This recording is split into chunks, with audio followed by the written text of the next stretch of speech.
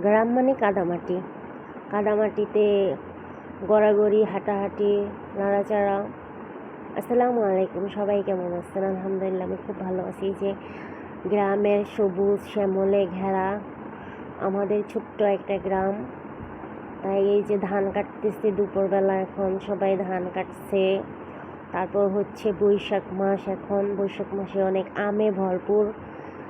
মানে যেদিকেই তাকাবেন সেদিকেই গাছে আম, কাঁঠাল, লিচু, সব রকম আনার, মানে সব কিছুতে ভরপুর। ফলমূলে কোনো অভাব নাই, শাক সবজি তো আছেই।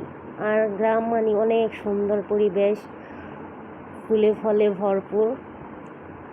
এই যে আমার একটা ছোট্ট একটা ভিডিও নিলাম, আমাদের বাড়িতে আসছি, বাড়ির যত ফল টল হয় এগুলা খাইতেছি আর মজা করতেছি।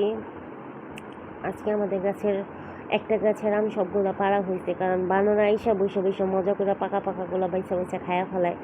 এই জন্য আজকে আমাদের একটা গাছের আমগুলো পাড়া হয়ে গেছে, যে গাছটা বেশি খায়। তো ভালো থাকবেন সব।